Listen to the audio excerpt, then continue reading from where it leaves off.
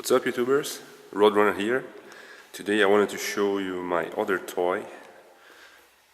This is a Yamaha XJ6 Diversion S of speed, and she's super fast. I bought her last year. It's a 2015 model. Some stats, I think she does 78 horsepower, 200 kilometers per hour of top speed, and boy, she's a bit dirty in the good sense. But I'm not cleaning her today. What I'm going to show you is that I have some spare parts here. I replace the front and rear sprocket, and also I'm going to be replacing the front windshield. You see here, the original one is transparent and small, and I'm going to put a bigger one, a tinted version, like a black transparent one. And what it's supposed to do is that here, when I'm riding it, there's a lot of wind on my face, and if you pay attention to the format, here, there's a small curve, and it's supposed to block the wind from my face, so I hope it works. And about the sprockets, the original ones on the rear sprocket is a 46 teeth, and the front one is a 16 teeth. And I replaced the rear sprocket by a 44 teeth and the front sprocket by a 17 teeth. And what it's supposed to do is that if it works like the website said, I'm gonna gain like 10% of top speed. But it's not a top speed that I'm interested in. I want to ride in a lower rev count, because today it feels like you need a seventh shift. So I hope to save some gas also.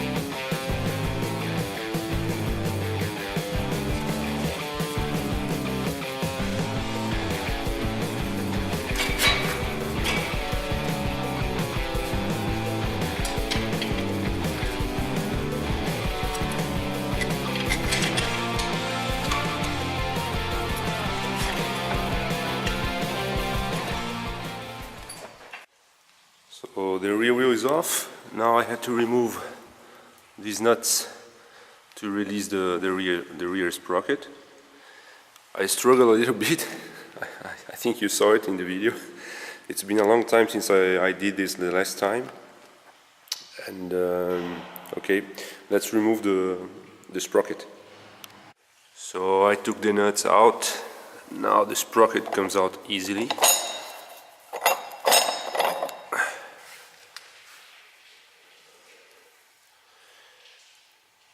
So I just have to put the new one in and see.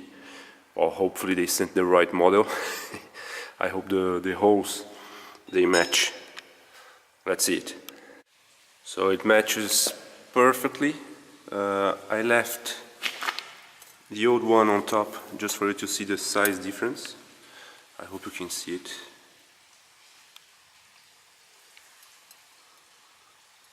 So as I said, the original is 46 teeth and the new one is 44. And I will leave a link down below with the website I used to simulate the gains in speed and in the final relation of the motorcycle. It's a very nice website, well done. You have I don't know, more than 1,000 motorcycle models. There is a lot of information about the original gear shift ratios. So when you type in your model, you see all the information of the original motorcycles. So you can simulate, for example, in my case, I have 1646. When I chose 1744, the website simulated the final report, the final gear ratio report, and told me what was the original top speed, the new top speed. If you type, for example, 50 kilometers per hour, it will show you what is the original motor rotation and the new one based on the new relationship between the gears. It's a very, very nice website, and I'll leave the description down below. So I will put the nuts back in, and before I put the wheel back in its place, I'll have to remove the protection here, the cover, to remove the front sprocket and replace it. And I hope that's it. So the nuts are back in, and I forgot to mention, but the most useful information I found on the website, the most useful simulation they did, is that once you replace the rear and front sprockets, the chain distance changes. So what the site tells you is that how much closer or farther away the rear axle is going to be. So you know if your chain is well worn up, you have to replace it or not, or if you have enough space to keep it.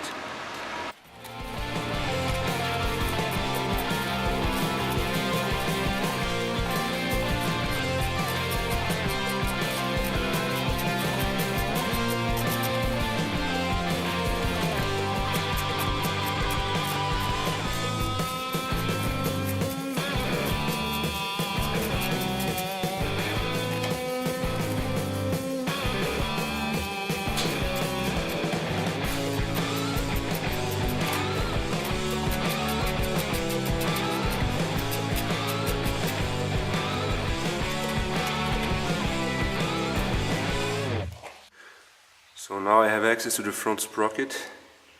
It's a big nut. I hope it's easy to come off.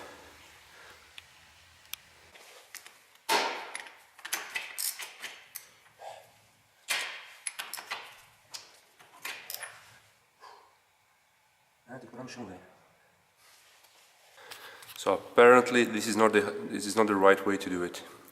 I have to assemble the rear tire. I have to put down the bike, and then I'll have access to the necessary resistance to unscrew the nut. Like this, I'm just going to screw the whole thing. This is not the right way to do it. So let's put back the rear tire and try to move on.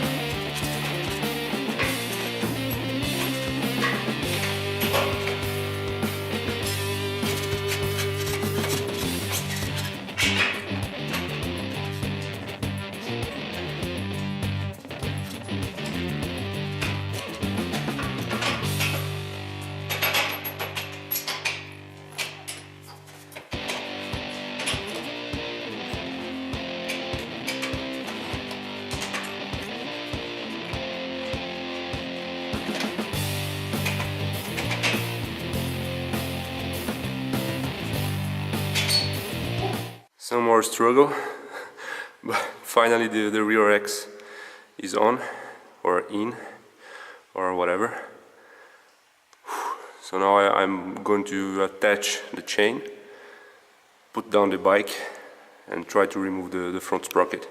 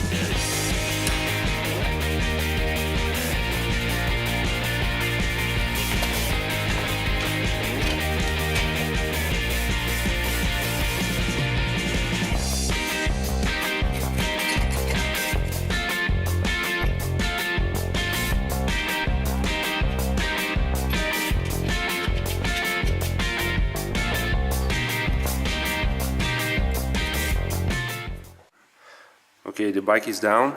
Now I can remove the front sprocket nut.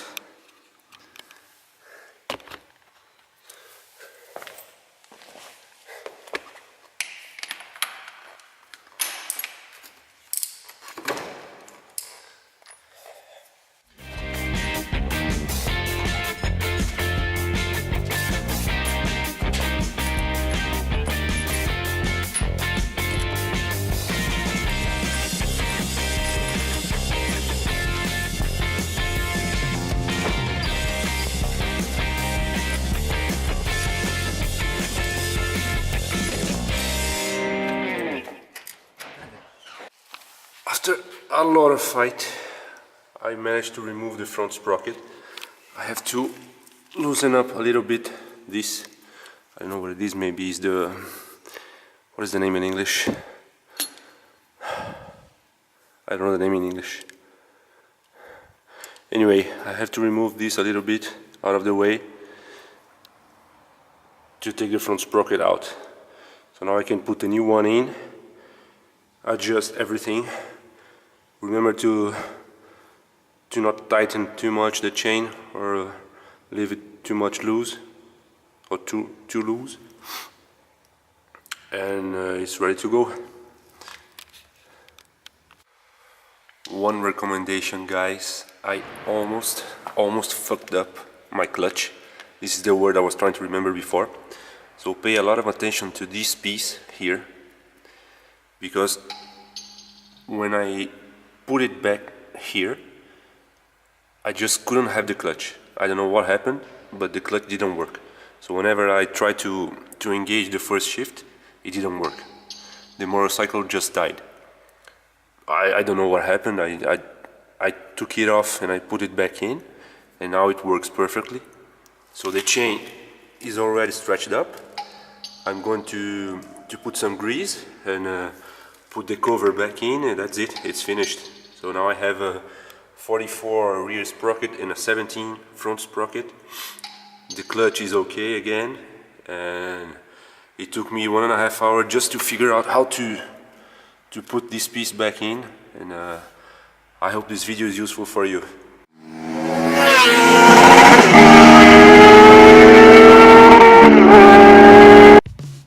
So I put the cover back in and took it to a test ride. And before I tell you how it went, just some last information. Remember to pass the thread lock on all the screws that had it. For information, the three cover screws had it. The front sprocket nut had the thread lock, and also the 2 screws that fix the clutch actuator to its position. So remember to pass thread lock on these 5 screws and the nut. Another thing, I don't recommend doing this alone. You saw during this video that I suffered a lot.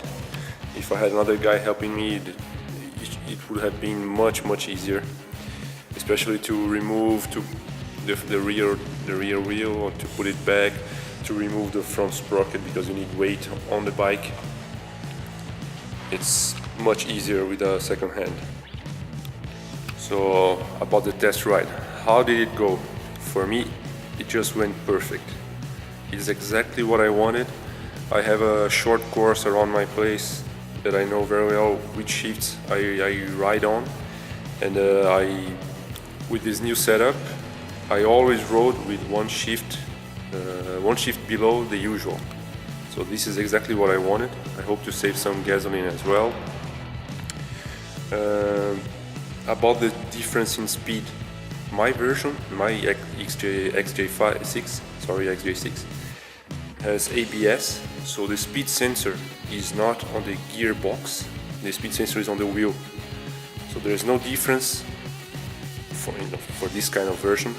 There is no difference on the speed between the speedometer and the real speed. So before I put the new sprockets, I had around 10% difference between real speed and speedometer speed, and I continue with the same difference. I use the Ulysse speedometer app on my phone, and it's okay. I'm at 40 kilometers per hour on the speedometer. The real speed was 36. At 80 kilometers per hour, it was around 74, 75. So nothing changed. I read in some forums that the motorcycles, the versions without ABS, the difference between the speedometer and the real speed is going to change. With my setup 44/17, it's going to be almost accurate. And I read also that if you put 43/17, the speedometer will show a smaller speed than the real. So pay attention to your setup, because it affects the real speed measurement. One thing that I don't know that if it changed or not is the distance on the odometer. I have 8% difference now, and I don't know if it existed before or not. So 8% difference means that for a 10-kilometer trip, the odometer will show 10.8 kilometers. Well, it shouldn't be a big deal. Maybe I will buy there's a small device that you install to correct these kind of things. I don't know if I'm gonna buy it or not. But, for now, I will keep it just as it is. So I hope this video is useful for you. If you liked it, leave a thumbs up down below, and leave your comments as well. I'll be glad to answer some questions if you have them. I'll see you next time.